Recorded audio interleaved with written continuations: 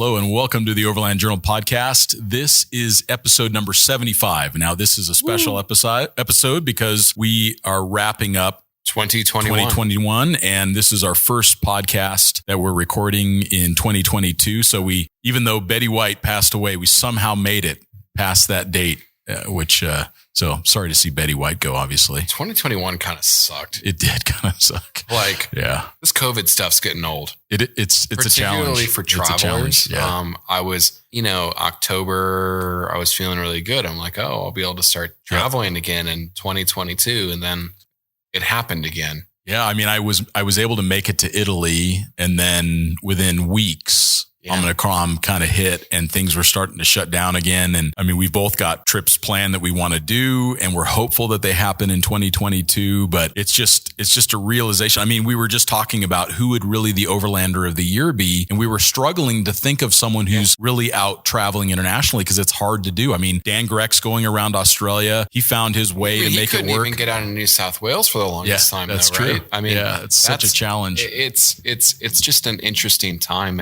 We're going to take a brief break and we will be right back. This week's episode is supported in part by iCamper. They make innovative hard shell and soft-sided roof tents that are designed to survive long-term overland use. Their revolutionary X cover won the Overland Journal Editor's Choice Award, eliminating the bulky PVC cover and also allowing for the fitment of crossbars for carrying bikes and kayaks. Their SkyCamp Mini is another award-winning design that provides a hard shell tent in the footprint of a much smaller clamshell model. This is the perfect solution for smaller vehicles or on vehicles where rack space is dedicated to other systems. iCamper believes that the best times are those spent traveling, discovering the world with those you love most. You can find out more about their quality tents at iCamper.com.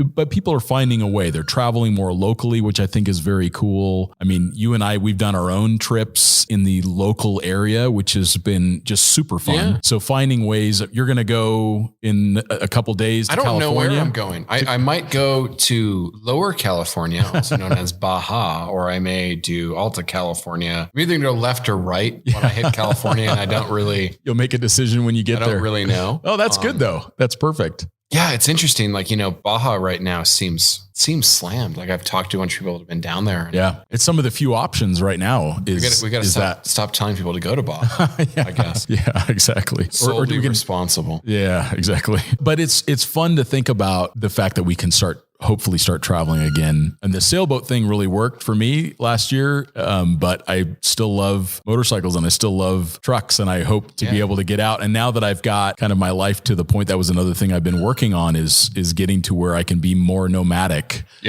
Myself. So I've got the Scout built out on top of the AT4 and I'm finishing up the last few pieces of that project to get ready to be on the road. So that's that's fun. More travel is what I'm really hoping this year is about for me, at least. I mean, I think that'll be the place that a lot of people will come to, is that for the last couple of years, it was this idea that I'm going to grab a bunch of things that'll satisfy the fact that I'm not traveling. And now that hopefully we'll be able to start traveling again, the things will back off. Way too many cars. Yeah. Well, you needed a hobby. I needed a hobby because you're a traveler. Porsches and Ferraris. There you go.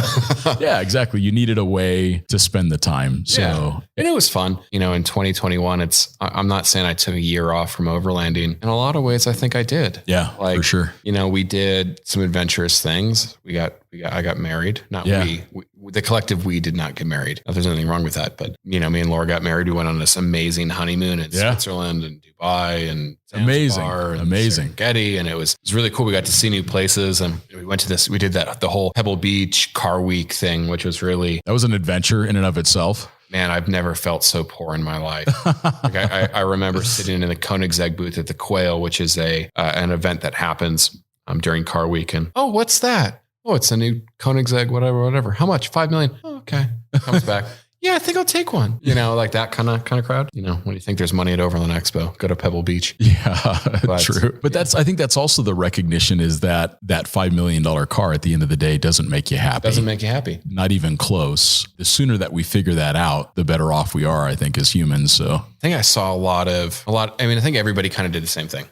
Right. I think that people definitely got out, but I don't know. It's just, it all feels a bit weird. Yeah. It's still all trying to overlanding feels a bit weird. I want to talk about how overlanding feels weird, according to Matt. Yeah. Like we've ended up as like this industry of stuff. True. And I'm kind of over that. Yeah. You know, like there's so much, it has the conversation about travel and doing. There was always like this yin and yang battle between the travel and the travelers and the stuff and the people who just like to wire it. Yeah. It's like everybody's on team stuff now. Would like less stuff. Yeah. And maybe there's so many widgets and so much like true. There's so many copycats in the industry. There's so much infighting. There's so much just like finger pointing or whatever. Yeah. Like, you know, as we were going through the list and like, well, what innovations have we seen this year? And I'm like, I've seen a bunch of stuff that's laser cut, CNC bent, maybe CNC machined because it's able to be manufactured here. And, oh, this guy's doing it, so I'm going to do it too. And then there's like, I mean, how many Prinsu roof racks are in this industry now? People that have taken a great idea and then just copied it. Yeah. Yeah. We just kind of let everybody do their thing. I want to talk about it. I think it's going to be really, really big in 2022. Human waste at campsites. Yeah. Exactly. With so many people going out, yeah. You know, like for example, we have a toilet in the Earth Roamer, and I'm seriously considering the Gladiator or whatever we end up taking with is taking a toilet with us. And I've mentioned this idea to a lot of people, and I always get like made fun of. But I saw this happen in Australia when I was working over there running a magazine, and you know, it's 4-wheel drive has always been popular there, but like Cape York became really, really popular. Sure. For example. And I did Cape York 13 or 14. And I did it 2 years later. The amount of just like human waste that was at the campsites, all of a sudden there's like flies everywhere. There's toilet paper everywhere. Sure. And as it's like we talk about tread lightly, but so many campsites are getting wrecked. I mean, there's so many campsites that were like kind of hidden secrets in Northern Arizona. Sure. That I just like, I can't go to anymore because you're like tripping over human waste. Yeah. And I wonder if ethically moving forward, we need to ask the question of like, do we need to be packing out? Do we need to start taking our own waste out? I agree. And this is going to be something that's going to be personal for everyone. The one thing I don't want to do is shame someone else for the decision that they make, but the decision that I made was to get a Nature's Head toilet, which is a composting toilet. And I take it with me when I'm camping. And we have other solutions that we can use when we're not camping that way. It's just looking at the campsite that you're visiting. And is there a lot of impact going on around there? Maybe if you don't have a toilet with you, you make a compromise and you say, all right, I'm going to spend 5 minutes picking up trash. Yeah. And we just do something. Do something and take a little bit of personal responsibility because what I'm afraid of is that future generations, I mean, you and I are going to be able to enjoy this stuff for the foreseeable future, but like, how does someone's kid get a chance to see the same things that you and I see if today we don't take some responsibility for that? It's just, I think it's a topic that people need to maybe start thinking about in 2022. And maybe those that are listening, if you've got ideas or you found things that are working, or there's some good resources out there that you're finding on, again, there is Tread Lightly and there is Leave No Trace, but if there are some additional resources that we can talk about on this podcast, let us know, and we'll give information we'll give information at the end of the podcast about how to reach out. But I agree, Matt. Moab shut down camping. Yeah, they had to because they had 3 million people camping. They estimated 3 million. They did that in Sedona too. Same thing. And like we have campsites in Sedona that we used to go to that we just like they're shut down. Like I don't know if here's a hot topic in defense of the overlanders. The van life crowd is pretty bad with this because they're sitting there for like a long time. Gotcha. I've definitely been to some campsites where I see people burning trash. I see people like just doing some interesting things. Because what do you do with it? Like all of a sudden, like you need a bigger trash room. There's squillions of people going out into these places that have no services. A lot of these people are going out for the first time. Sure. Like how many urban people during this saw on Instagram, ooh, van, I'm going to get into that. And they hadn't, respectfully, they just didn't. They didn't know, they weren't told. And there's a lot of like, and anything that's like easily accessible right now is pretty torn up. And we've seen that down in just a lot of places. So, well, maybe that's part of what we do in 2022 is we realize that this thing is growing very quickly. And those of us who have been doing it a long time, maybe we can, again, I think it's most important to look inward instead of telling other people what they're doing right or doing wrong. I just love yelling at people. Yeah, totally. And sometimes that's necessary. If you're on the trail and someone's literally driving off trail, we do have a responsibility to say, I'm also going to start shaming companies who are driving off trail and being general dickheads in 2022. Okay. I see so many companies, major companies, car companies that are setting this precedent of you're not in a trophy truck. Yeah. You're in like a Ford Ranger with like 4 inches of suspension travel and 200 horsepower. I know that marketing is a big thing, but same with camping and same with the trails. We're privileged to have access to this stuff. Sure. We have to start all doing a better job. Yeah. It's such a crappy part of the podcast that we just went through. Told you so. Literally. But we've got some good news too. 500,000. Yeah. 500,000 downloads of the podcast, which is really exciting. We're so grateful for you all for listening. We would not have a podcast without all of you that take the time to listen to Matt and I ramble. We have also been so fortunate to have the quality of guests that we have had on this podcast. And we're so grateful for all of the people that have taken the time to participate in the podcast and share their stories of their life and being so open about their experiences and their advice to all of us. I've learned so much myself as we've interviewed these folks. And of course, huge thanks to Paula Burr, our producer of the podcast. She works tirelessly to put all of this stuff together so that way we can continue to do what we're doing.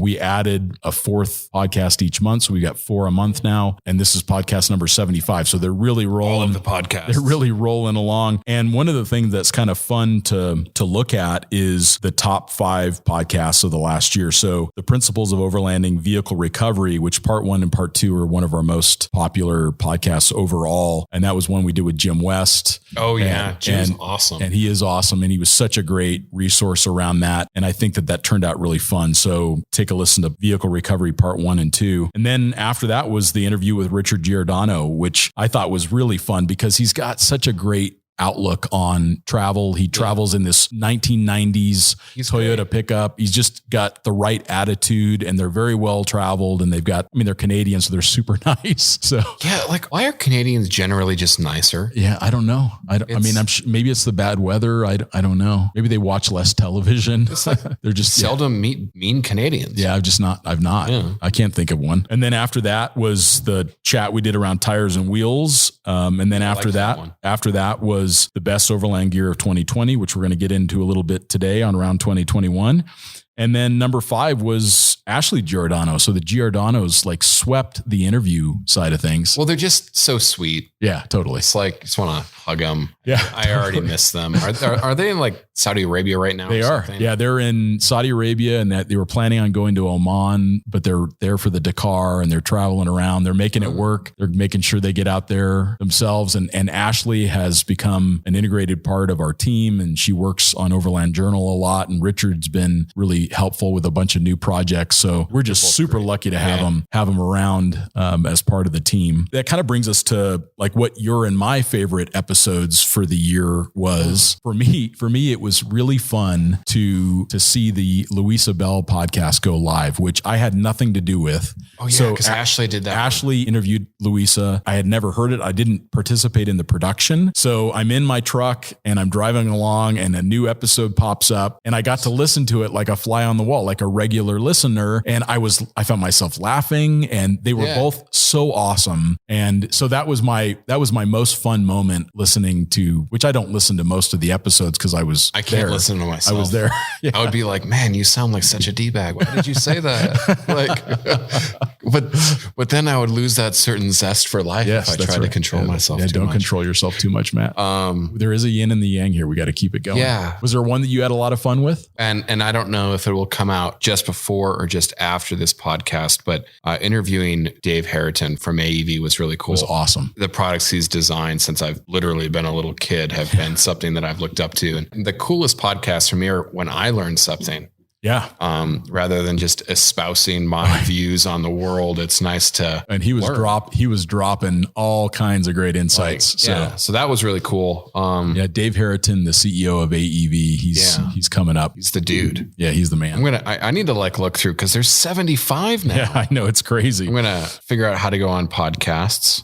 The Rebel Rally one was fun. That was really fun. That was fun. And, interviewing Brian Dorr was interesting. Oh, he was great. And his did really well too. His was, I think, number 6. You know what my favorite one was the Grand Touring one. Cause I'm just like, I'm so interested in like these like kooky kind of ideas. Like we've both been doing the 4-wheel drive thing for so long. Sure. That like, I don't know, I want to do something crazy. Like I still want to get a Bentley Continental GT and like drive it around the world. Like perfect. Like drive it through Russia. I mean, there's so many of those things there. Like, you could get it serviced anywhere. You could have club meetups. It has a dual battery system.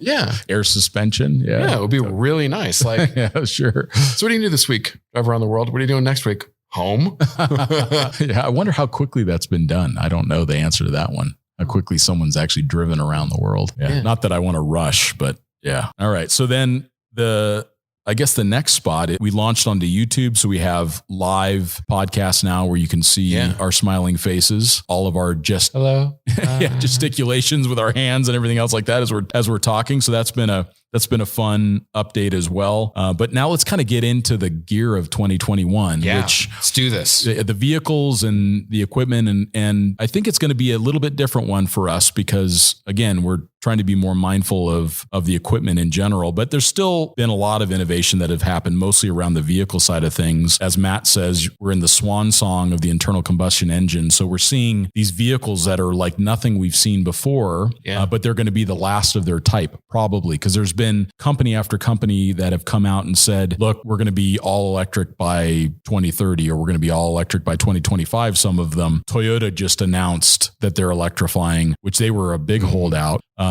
And that's other interesting news. Toyota just eclipsed GM for 2021 as the most voluminous car reseller or car manufacturer in the United States. So they sold more cars in the US than GM by a small margin. So pretty big deal that has happened. But SUVs of the year, I mean, the Bronco comes out. We're starting to see more and more details around the Grenadier. The Grenadier's not available. These things are always a little bit ambiguous. Like, what was the best in 2021? And then because some car magazines or outlets or whatever you want to call yourselves, they'll be like, it has to have been delivered. You had to be able to buy it in 2021. Sure. And I think for SUVs that you could buy in 2021, Bronco. Yeah, for sure. The 392 is an interesting... Like I would buy a 392 over a Bronco, but... Why? I mean, that's just like, it's such an interest. They're both so great. Because the Bronco has the interior of... Like, honestly, I liked the interior of the Ford Maverick with a $19,000 starting point. Yeah. More than I liked the interior of the Bronco that was sent to us at a $63,000 sticker. Although we did experience that same kind of feathering of the plastic that we had with the Bronco and the Maverick. And I realized it was actually just the button of my jacket from having my arm there. So it wasn't even trying to be... The interior, like it does. There's no excuse really for easy. It because... Yeah, by now they should have durable interiors. Because the interior of the F-150 and the Super Duty is top notch. It's very durable. It's very well made. Yeah. And the Super Duty isn't that much more of an expensive vehicle than the Bronco. Yeah. But you're just not getting like for like. I mean, a top shelf Bronco is nearly the same price as a top shelf Raptor, and you're not getting the same value on the interior components. Yeah, for sure. You get a smaller engine, smaller everything. But the thing about the Bronco that really impressed me was the technology that they brought to bear. The lockers work better than anything on the market because they instantly turn on and off, even when you have driveline wind up and bind.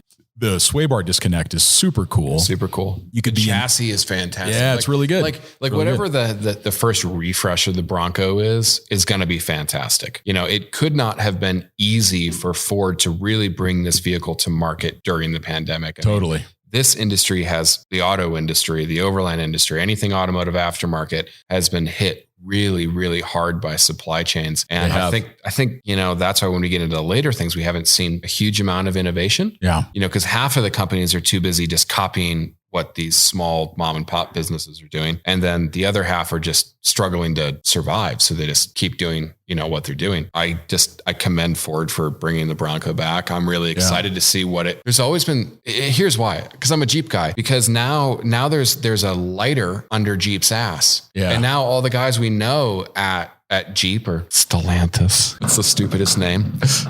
Now they have a reason to go to the accountant that actually runs them and say, I want to do this. And that's how things like the 392 happen. Totally. Think of Wranglers today. You can get you want a diesel Wrangler? You got it. Sure. You want a manual transmission Wrangler? You got it. You want a V8 Hemi Wrangler? You got it. Yep. You want a Wrangler with a pickup truck on the back? You got a Gladiator. Well, and there's been all these reports with this, which is so cool. So cool. Have you heard about the twin turbo 6? No. Yeah. So they just went into production in Saltillo, Mexico on the next generation engine that will kind of replace the 5.7. And it's supposed to go in the Gladiator. It's supposed to go in the 1500. It's supposed to go in a variety of things. Probably, but it's a straight Grand 6 Cherokee twin turbo. It's basically the 4-liter turbo that they have right now, which is itself an Alfa Romeo sourced engine. And then they've added 2 cylinders. Wow. From what I understand. And that's going to be an interesting one. I love those small displacement turbos that Ford put out.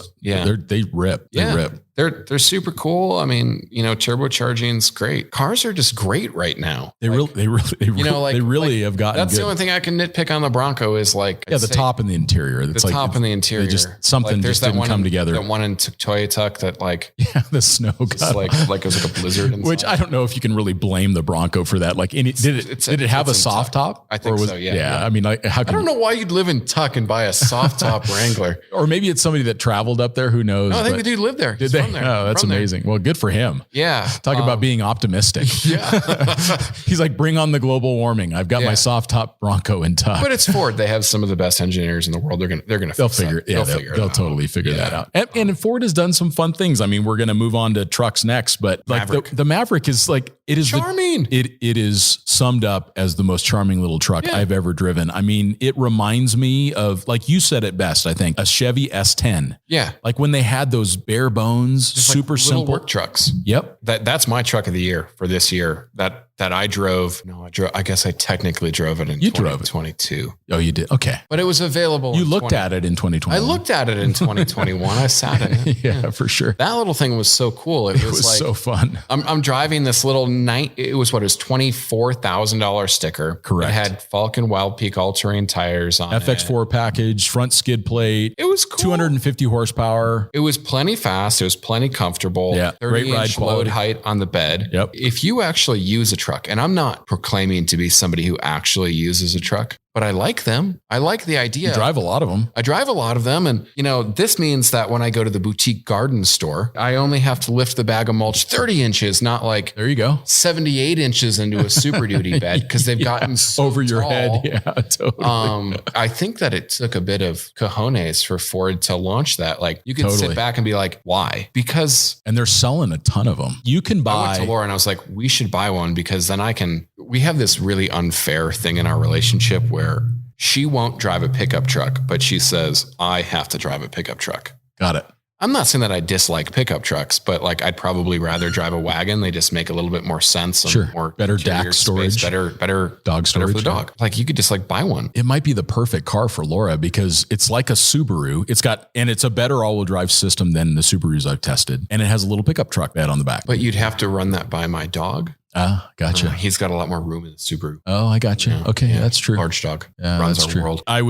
We've done some great testing with it and it's clear that it is not intended to be a recreational four-wheel drive vehicle. So I just want to preface that. I'm not making claims of extreme capability when compared to a Tremor or a TRD Pro Tacoma. It's got limited ground clearance. It doesn't have a lot of underbody protection, but for someone who would look at a Subaru or they want to pick up, but they also want it to drive really well and get great gas mileage. It got 30 miles a gallon for me when I drove it down to Phoenix. So it's really, I think, going to be a great solution for a bunch of people. It is not bad off-road. It has more payload than a Tacoma. It does 1,500 pound payload than a Raptor. It has more payload than a Gladiator Rubicon. Yep. It has more payload than a TRX. Nearly the same payload as a Power Wagon. It's within 76 pounds of the Power Wagon. It's interesting. Yeah, totally. It'll tow 4,000 pounds. Make sure that those that are considering buying one, make sure you get the max tow package because it gets you lower axle gearing. And that's the one challenge off-road is there's no low range. Yeah. So, and in reverse, it's like half of the reduction of the first gear. So if you get into something and you got to reverse out of it, you may not have enough gearing. So get the max tow package. But it is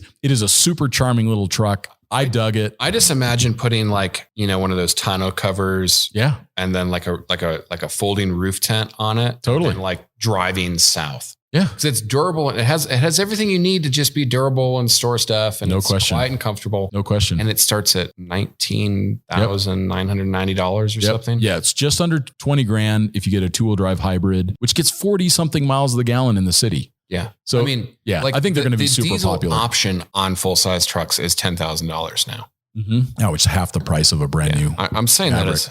it goes up.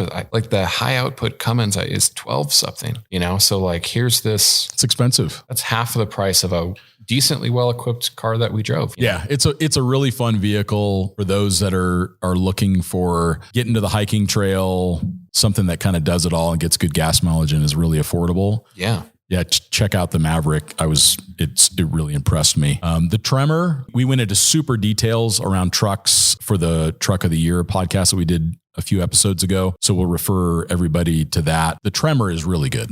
The Tremor think for overlanding, because that package was first made available in 2021. Yeah. Like it actually hit the market. It's pretty cool. Oh yeah, it's super capable. And the fact that you can get a diesel, so you kind of end up with almost a Power Wagon capability. The Power Wagon is more capable. There's no question about it. A lot of suspension difference. Yeah, mostly the softness of the springs, a lot more articulation. The 5-link front end, the coil sprung rear end. Disconnectable sway bar, front locking differential, not a front mechanical limited slip. But for overlanding purposes, carrying a heavy load, putting a camper on the back and going into remote technical areas, I think that the Tremor's definitely a win. I've been driving this 1500 GMC AT4 and I am absolutely in love with the drivetrain. Nice truck. If you're interested in a half-ton truck, make sure you at least drive the diesel 3-liter, the turbo diesel 3-liter GMC or Chevy variant. The motor is magic. It gets better gas mileage than any car I've ever owned. What are you getting? Consistent, like even with upwards of 14. Yeah. With the camper on the top, I can still get 19 miles a gallon. That's really good. That's really good. And if the camper's off of it and I keep my foot out of it, it'll get mid to high 20s. And people, of course, have hypermiled them much more than that. So I don't get good gas mileage in my pickup truck. Yeah, exactly. Well, let's talk about your truck. Speaking of truck TRX. Of the year. Yeah, it's kind of your truck of the year. Well, I guess I just said the Maverick. I mean, like the Maverick's like the realist. Okay, I'm making my own rules. Okay. Okay. So my like realistic cool truck of 2020 Ford Maverick. Awesome truck of 2020 escaped me. I said, yeah, whatever. 2021, coolest truck that came out in 2021. It's a 2021 model year. Deliveries didn't really start until like December 2020, January 2021 is the Ram TRX. That truck, we beat the crap out of it on the Rebel Rally. Like Chris Walker was driving it. I lent it to him for a media support vehicle for the event. And he's being like, really, and he's a professional off-road driver. Sure. Super great dude. And then like we'd get somewhere because I'd be in the Earth Roamer. And then we're in like Dumont Dunes. And he's like being very respectful. Then just here comes Matt, like, highlining this dude and like, yeah. It hasn't had a single check engine light. It hasn't had anything go wrong with it in a lot of off-road miles.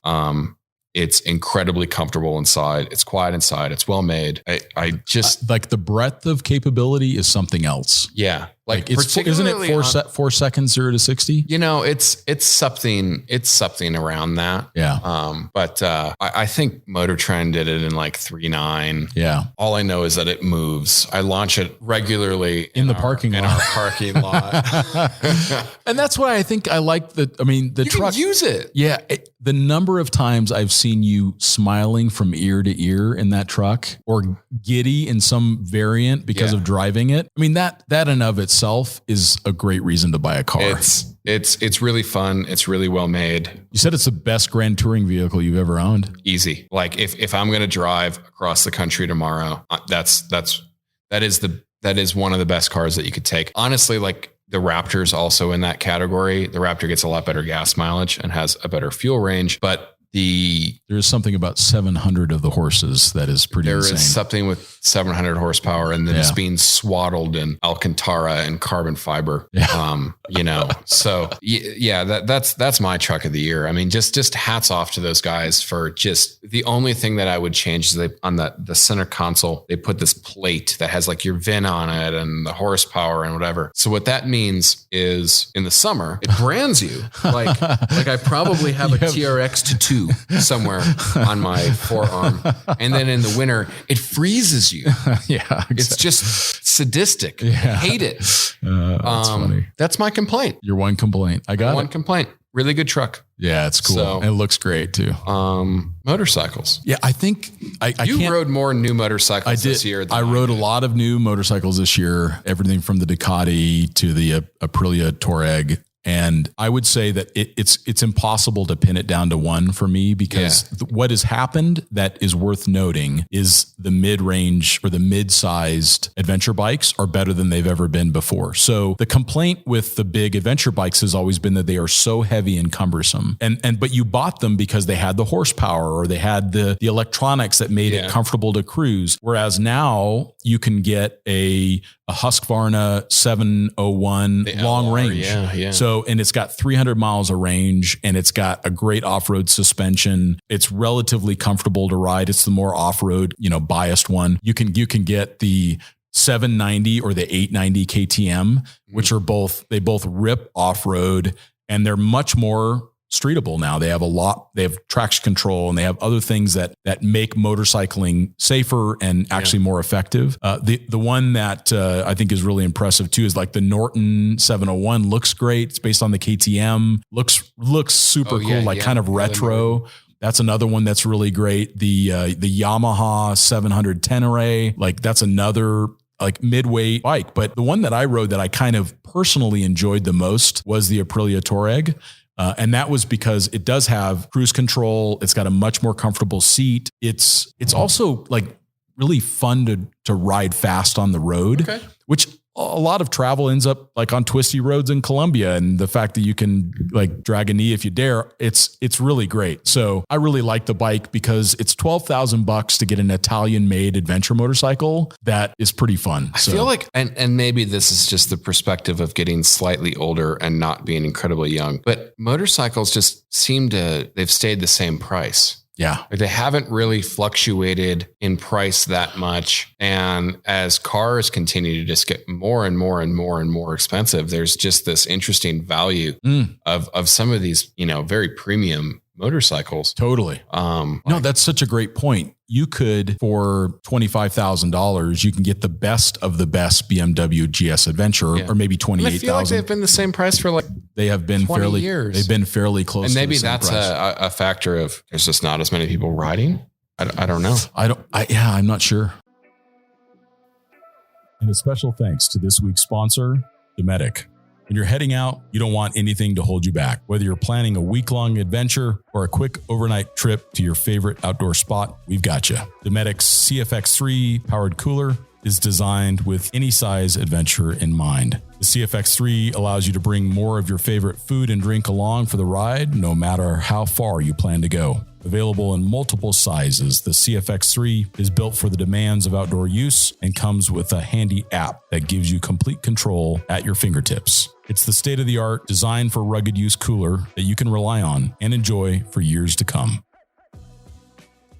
I'm not sure. I have to say that as vehicle speeds have gone up, as distracted drivers have gone up, the appeal of motorcycling to me is less. Yeah. I love off-road motorcycle riding. I've just had what a great workout that is. Yeah, I need to do that. I've gotten fat. The end of 2020. You have not. The end of 2021 made my pants very tight. Pebble Beach, followed by wedding, followed by honeymoon, followed by. And you've worked a lot this year too. So working a lot. Yeah, you've been sitting down a lot. And not traveling. Yeah. Boo. Poor Matt. Poor Matt. Let's all show sympathy for Matt. Yeah. So you do. Yeah, you're working hard, man. Proud of you. This is all very sarcastic. I mean, I work really hard, like it's like super hard, but don't feel sorry for me. So yeah, the midweight adventure bikes are money. They're just my gold. pick of the year, as always, is the 2021 KTM 450 Factory Rally Edition. You cannot buy it though. Sorry, but it's the best. There you go. Well, you've heard it here. If you're going to race the Dakar, yeah, or just cross Liechtenstein really quickly. Yeah. Which actually, I mean, my favorite 2-wheel powered vehicle of 2021 is my little electric scooter that I bought. Who made Segway? It is a Segway. Like a little Segway. We've got this little like gas station. Like it's like a 6-minute walk. Yeah. I can get there in like 45 seconds on my little scooter. I can tell when your watch or something tells you to stand up. Because here comes Matt. Stand up and go get Red Bull. He's on the scooter, Red Bull back. That's awesome. Yeah. Little electric scooter. There you go. Trailer of the year. Yeah. This one. So this is where we had some this is where it starts to bog down. It does. And the reality is that until there are some things that are happening in the trailer market that are good, there's more trailers that you can live inside, which is in my mind, one of the few reasons to pull a trailer is that you can bring along comfort and maybe foul weather suitability that you can't build into a truck. I'm just not going to tow something if I can't open a door and then go inside of it. And that's just my opinion. Yeah. It works for some people though. So there's sometimes you have to do that. So let's say you've got a 4Runner and you have 2 or 3 kids, then you're probably going to pull a trailer. Yeah. If you've got a 2-door Wrangler and it's you and a kid or a dog and a partner or whatever, I can see why some people would just pull a lightweight trailer behind their vehicle. If you can build the systems into the truck, so that way, when you're on that shelf road in Colorado and the tree's down and you've got to back up, I mean, how do you do that? I've been in those situations and it takes you burn the trailer, off the edge. It goes. You wait until that guy comes along that really knows how to back a trailer. Yeah, exactly. Just wait for weeks. The roof. There's a roof. Our buildings collectively got hit by hail. Over the summer. Looks like a frag bomb went off. And I'm looking out my door today and there's a guy that just comes barreling in the Super Duty with this big stuff trailer that you put stuff in. Sure. Like the ones that say big ticks. Yeah. And this dude just boom, bam, just perfectly backs a trailer. I'm like, that guy knows how to back a trailer.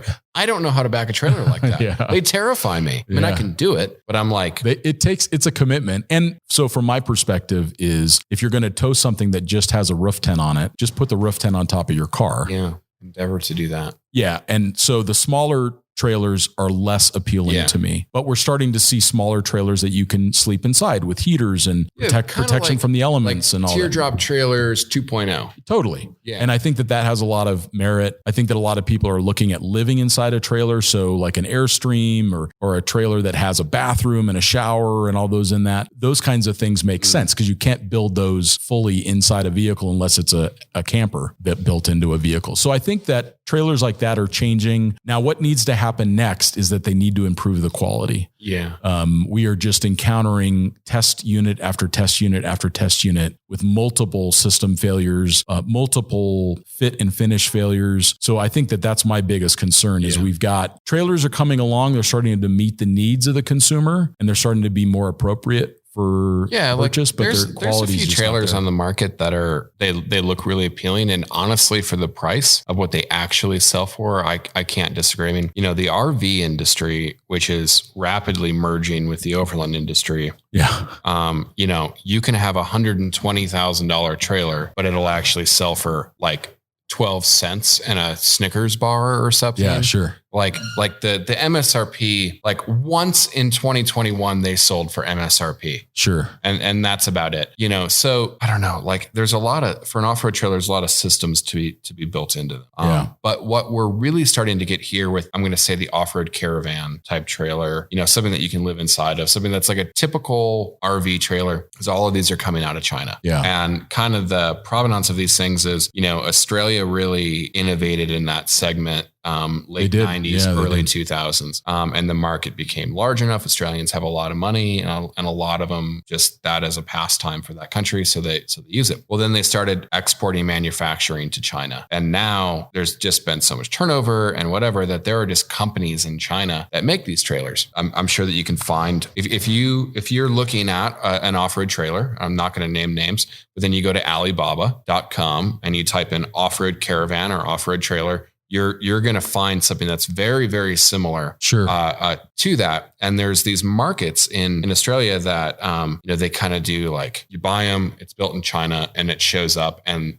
they sell them for X amount per week or X amount per month. And they're the low end because they have domestic manufacturers that are still doing the high end, the brooder trailers and stuff like that are the ones innovating. Well, the T-vans and stuff. The new trailers that are on the market over here are the ones that have been on the market over there for a long time. I'm not saying that they don't serve a purpose. I'm not saying that they don't offer actually a pretty good value, because most RV trailers over here are just of such poor quality that the quality that even these Chinese trailers offer is still pretty good. Yeah, for sure. And we've seen some of them that are very livable. It's just, it'll be nice to see when that quality requirement starts to come into play, because the reality, and I heard this from one of the camper manufacturers. He said that the average camper or trailer buyer only uses it 2 weekends a year. Yeah. So if you only have to use it 2 weekends a year, you probably don't notice those quality issues that much. Whereas a typical overland traveler is going to use it a lot more, or maybe even live out of it. So they're going to degrade very rapidly. So I'm looking forward to when we start to see like Earth Cruiser and Earth Roamer level quality trailers available. And hopefully that comes with time. And right now, what most people pick is an Airstream. Yeah. We see a lot of people that they tow an Airstream and they park it and then they drive their truck around wherever they want to go off road. It's inevitable that the collective Elkhart Lake manufacturers. Sure. Is it Elkhart Lake no, Elkhart Lake is in Wisconsin where the racetrack is. Elkhart, Indiana. There you go. That's one's where Road America is. One is where staple guns and glue and horrible things are made. They'll eventually start to see an opportunity there. I think so. Airstream's Thor, who owns like everyone else in the world. Sure. Yeah, I don't know. It's interesting. So, I mean, it's hard to say. So yeah, I can't pin down like the trailer of the year. The trailer of the year, because while there are new things on the market, they're not actually, when you look into it, they're not actually that new. Yeah, I guess is what I would say. So on the camper front, we've seen some really cool stuff. There's the Earth Cruiser Terra Nova that came out in 2021. Yep. That's a pretty cool truck. Totally. And they've got manufacturing down. They've got quality down. It's owned by people. It's owned by the founders. Yeah. They still care about quality. They still do their own versions of adventures around the world. So we see good quality out of that. A couple of years ago, the Earth Roamer, their new carbon version came out, which is LTI. Yeah. The LTI is really cool. Mike McMahon gets all the cool stuff. All the cool toys. Yeah. The LTI is cool, but that's more of a 2020, probably a 2020 thing. Yeah.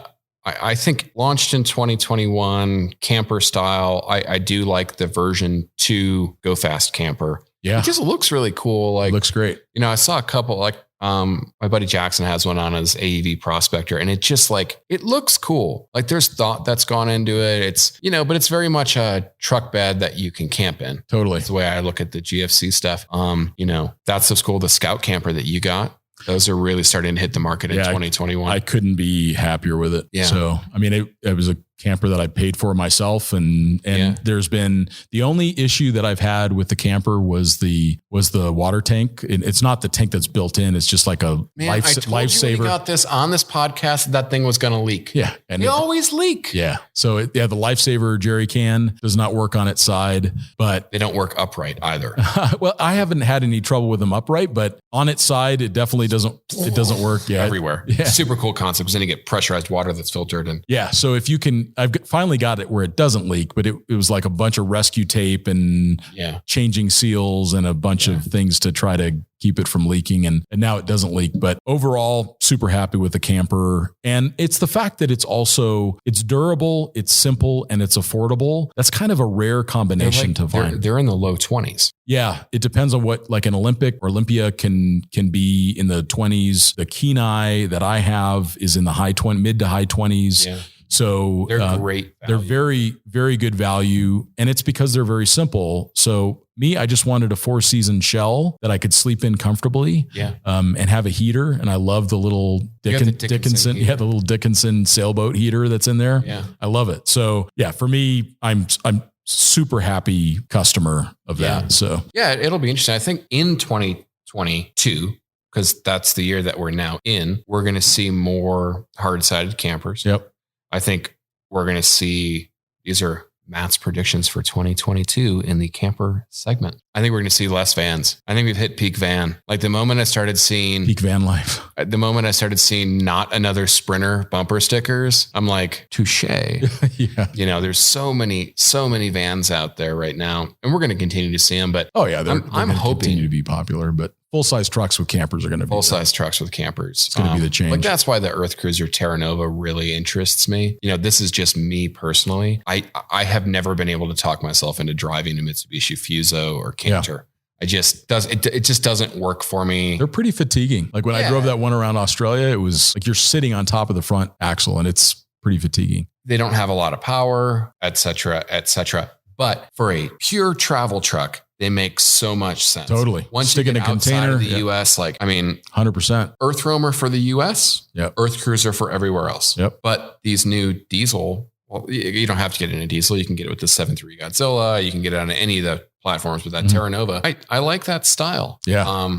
It makes a lot of sense. Makes a lot of sense. And there's the AT Atera. Yep. That came out, which, in collaboration with Turnoverland. Mm-hmm. I think Turnoverland developed it. They did. And I think they developed the structure, and then Mario and his team from AT Overland, they developed the interior systems. Yeah. Stuff like that's really cool to see coming out. But I it's think definitely a world ready. We're going to start seeing more integrated vehicles. Yep. I like to think. Because it makes a lot of sense. Eventually people are going to tire of buying the camper and then buying the flatbed. I mean, there's clearly a market for it because people are spending, by the time you buy a good flatbed, a good camper, and a good truck outfitted, you're at $200,000. Yeah. Somewhere between 150 and 200. Yeah. And I think that's why the vans have stayed with it. Cause you can go buy a van for 50 grand and then build it shelter. You can build it out yourself at your leisure because you've got, and that's why the vans have done well. Vans are cool. All right. So let's get into the EVs. So EVs are coming. It's going to be more and more a point of reality for us. We're going to see people traveling in a more definitely and more. EV of the year for me is the Ram TRX. So let's continue on this podcast, which just turned a little bit into Matt's soapbox. I've got a buddy who in December of 2020 bought a Rivian, which by now, they're advertising that they're delivering them. I think Rivians are cool. They're delivering them to like early investors in the company. They're delivering in very small numbers in reality. So he bought one and put his deposit down in December 2020. So that is, over a year ago now. He won't get it until the summer of 2023. So I would have to say, as far as Rivian stuff goes and EV adoption, 2021 would have to have been a big year. So I'm like I was thinking about buying one, and I'm like, well, but he ordered it over a year ago, and he's not going to get it for a year and a half. Sure. So when would you ever see it? By the time I buy that car, it's going to be outdated. That's the one challenge that Rivian will have is that we've seen the car for a long time. We've seen it for a long time. And it is a very handsome truck. I like the fact that it looks more traditional in its styling. I do like that a lot. I like the Rivian team. We spent a bunch of time with them on the Rebel Rally. Sure.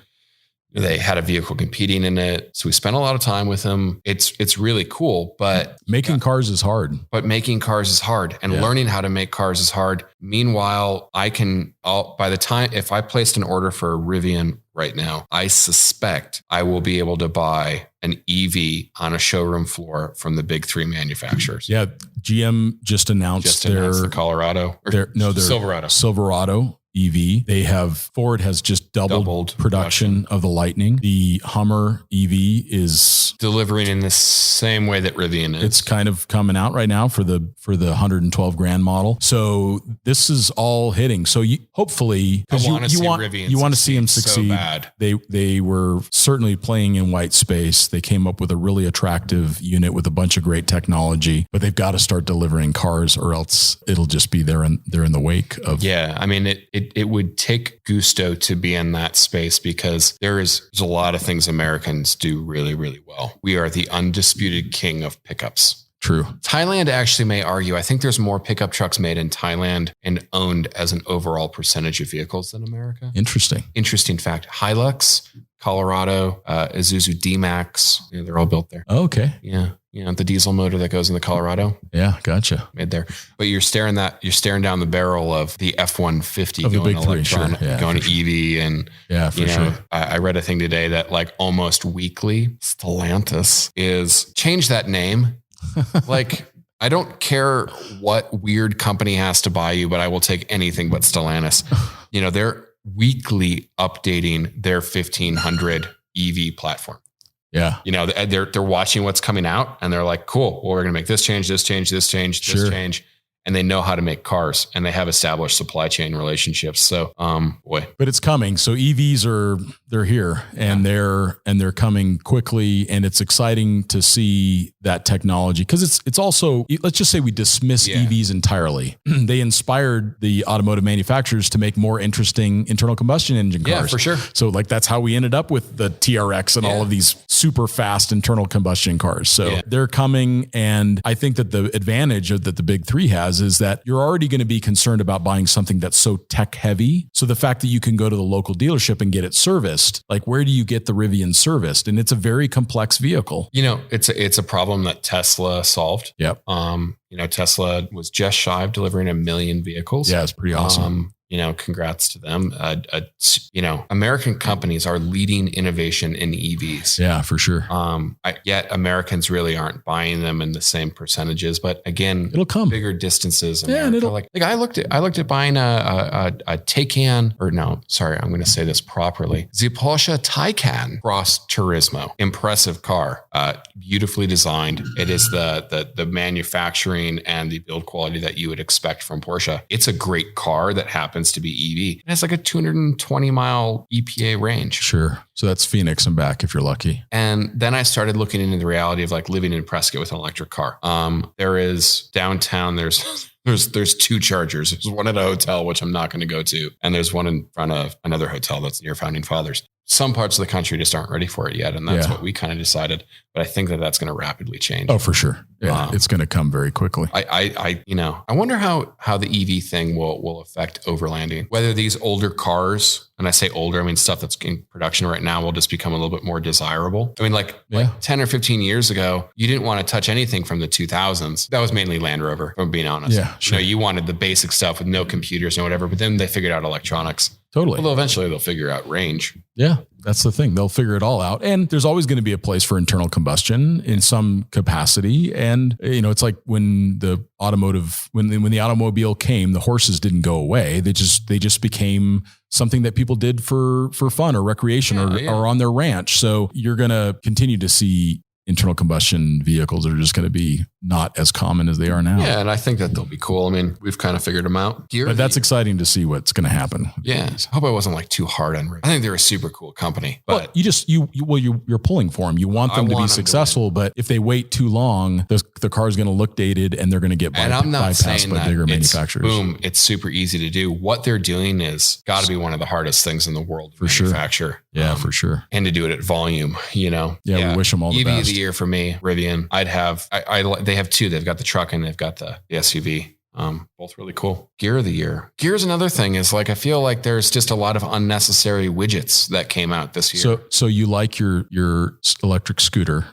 What's the stuff that, even if we let's say that we just abandon the idea that there's some totally new, exciting overland piece of kit. Let's just go with what have you been kind of falling in love with? What have you been using? You like your Apple headphones? You like your scooter? I got those the Apple, like the big ones. Yeah. But they're really heavy. Ah, gotcha. Like to the point where if you're running, they'll kind of fall off and then they'll come crashing to the ground. Oh, wow. And they need to make them lighter. I get that they're supposed to be premium feeling or whatever, but they're really heavy. Jeez.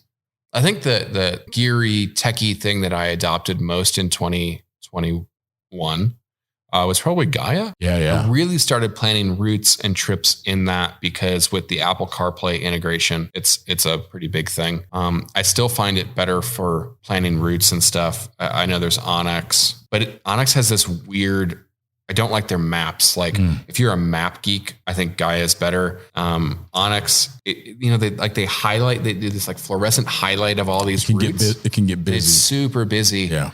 You can turn those layers off, which help, but yeah, what I do like is the very clean display of the map on Gaia. And so this is one of the things that I love is all the different map layers you can get. So you can get like old school topos, like from 1900. Is that Gaia or Gaia? Or we're talking Gaia, not Onyx. Gaia. Yeah, because you can get all the old stuff. I love so many maps. So I can get like the original topo map of Prescott, where it shows all the mines and where all of the. I downloaded that one after you showed me. It's so fun to be on a trail and be like, oh, there's a mine right up over there, and sure enough, it's there. So that's really fun. Here's a few of my favorite ones. They have a light pollution map. Oh, interesting. Which you can do it as a layer. You can layer maps, and I've been using that as a reference. When I want to get away, I'm like, are there lights around? And you can actually start to see where the remote places in the country are based on light pollution. Because if there's lights, there's people.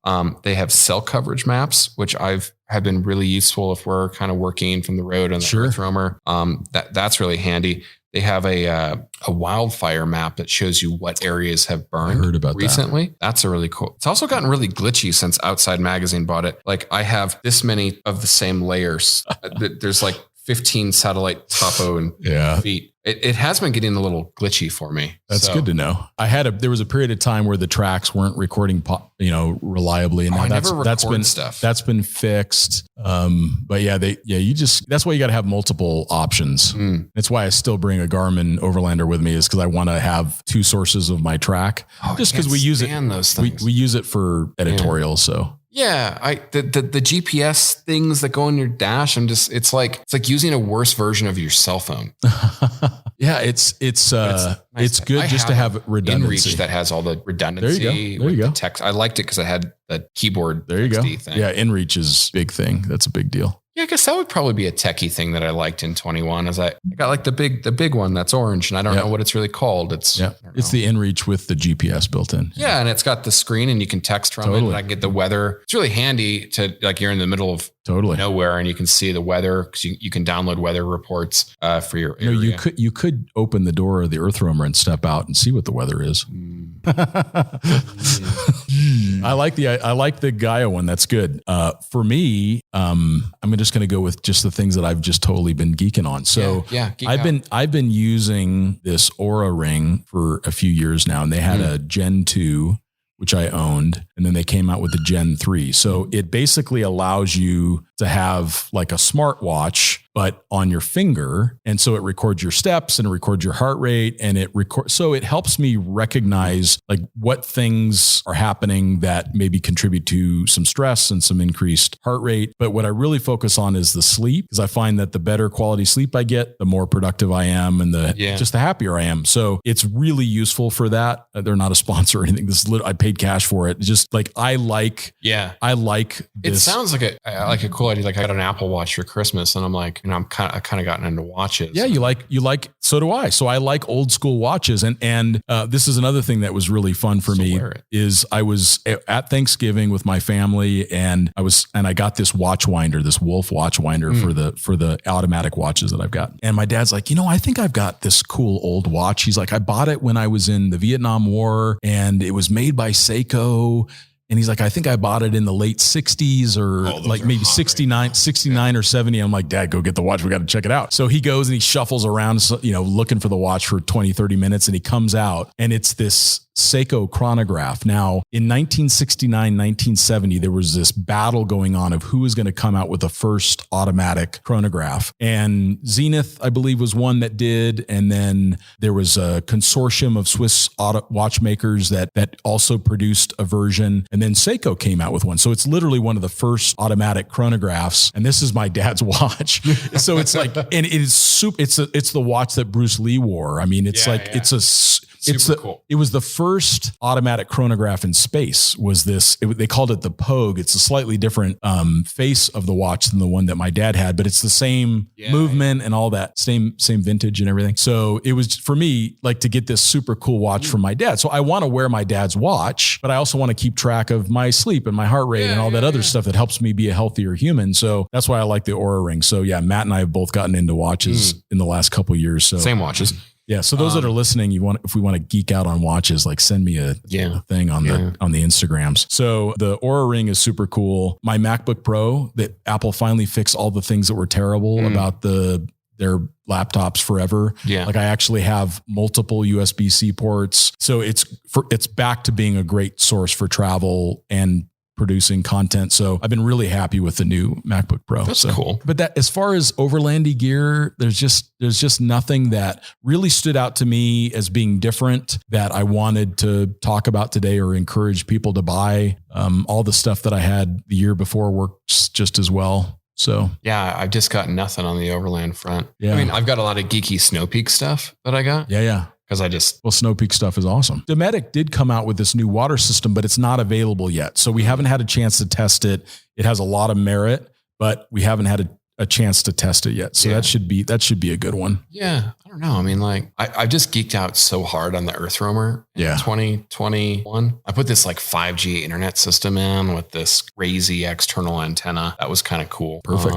But I've been working, so I haven't been able to use it. Yeah, I got the Starlink, which is amazing, but they don't let you move with it yet. So it's incredibly cool. With the cats and Starlink, where like the dish surface is heated and the cats are like, that's so funny. Cats are like, F yo internet.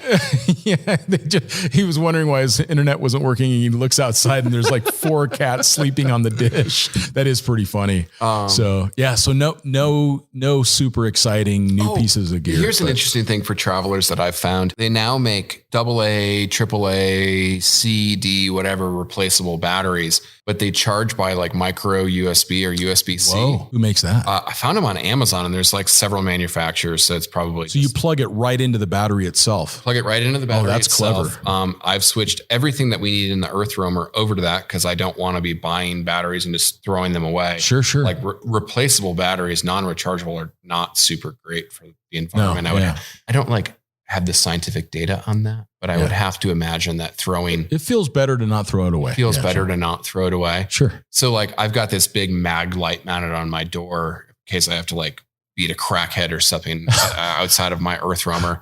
And I like put like the big lithium batteries in that. Because they were heavier or what? But lithium's lighter, so you have less mass to smash with. But I'm a ninja. I'm not. I also got into guns. I got into HKs really heavy in 2021. Yeah. I turned into an MP5 slut. I mean, I even built an MP5, technically an SP5, like for the Earth Roamer. It's my little. It's got its own little truck gun. I like that. No, the HK stuff is amazing. Yeah. I love my SP89K that I was fortunate to buy off of John Lee at Expedition Exchange. Awesome. I'm just like shooting a sewing machine. I don't know what else to a really, really nice sewing machine. Yeah.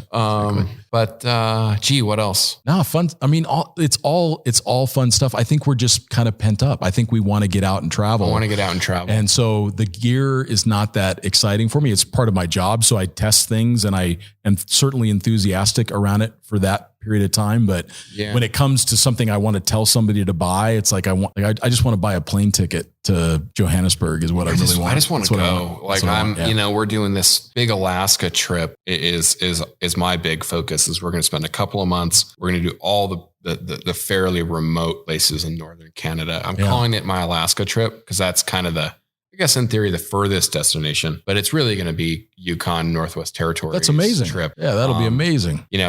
So beautiful out there. I have to say, like, it would really suck if like the world got in the way of that, because it got in the way of it in 2019 because of work. I mean, my choice. Like, sure. I'm an entrepreneur. Like, I got to put the bread on the table. Yeah, so to speak. 2020, obviously no go. 2021 for most of the year you couldn't, and then we were just so busy. And I'm just like 2022, like hell or high water. Like I have to do it. Like you can't. Yeah, maybe this goes into something positive. Like I think so many people that probably listen to this podcast have these adventures that they want to do that they can't. Sure, but you have to keep the dream alive. You have to keep persevering. You have to keep it on your mind. You have to keep it as a goal. You know, if you can't go, that's something that's out of your control. Sure. But what you can control is you can remember the person that you were before all of this crap happened. Sure. And you can hold yourself accountable to say, I want to do this, no matter, you know, like so many some version of it. Yeah. So many people, like we were talking, have just geared out. Like, I think we just don't know any gear for 2021 because we're just like tired of buying stuff. Like, I took the Amazon app off my phone because I'm like, it's too convenient. Yeah. And it's like, you get a little bit of money in your pocket and you're like, oh yeah, that's cool. Yeah. Hold on 1 second. Cool. Yeah. I just bought it. Yeah. And maybe it's not good. And I want to make a conscious effort to really reprioritize overland travel in 2021. And that's going to mean selling cars and that kind of stuff. Cause you add stuff and then the stuff ends up owning you. Totally. It takes a ton of time. It's not a super great feeling when you kind of like, but we've all got to go through that. Yeah. I went through it.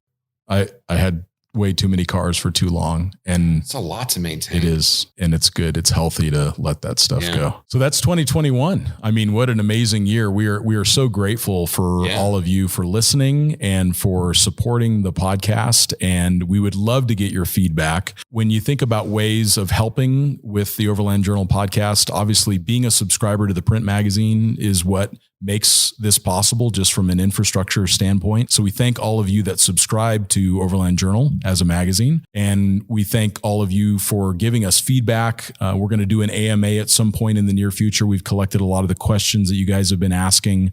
So we'll kind of rip through some of those questions that you guys have been sending our way. If you want to get a hold of Matt, it's Matt Explorer on Instagram. In your Scott.A.Brady. That's me on Instagram. You guys are welcome. Yeah, welcome to reach out. I'm also Scott_Brady on Twitter. Oh, you're on Twitter? And I have been playing with that a little bit more. It's kind of an interesting change from the metaverse in a way. So I found myself very much giving up on really Facebook. Yeah. So I just haven't really. I always feel bad because I have like so many like friends that I've met. Super quality people. And that's kind of how I almost stay in touch with a lot of these people. Yeah. I'll go. Their algorithms have somehow just like made toxicity the priority. And so, and Instagram's great too. There's a lot of beautiful imagery on it, but I think I've gotten a little bit more selective on who I follow. So I'm more inspired than. I learned that you can generally people post crazy stories, but they might have like cool hosts. Yeah.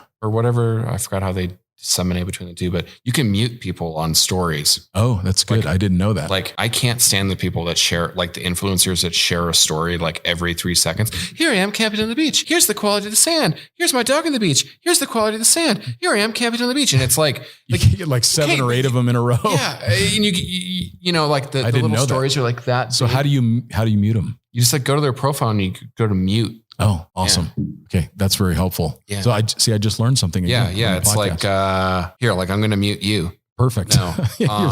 Although I would have to do stories in order for you to actually be muting me. Yeah. Every once in a while I do that. Yeah. I hope everybody has a good 2022. Yeah. Spend time with your families, spend time traveling, spend time thinking about traveling. Less stuff, more travel. Yep, for sure. And that's also one of those things that it's do as I say, not as I do, because I may just end up with stuff and travel. Yeah. Well, we're learning. This is not a perfect process. So, but we thank you all for listening, and we'll talk to you next time.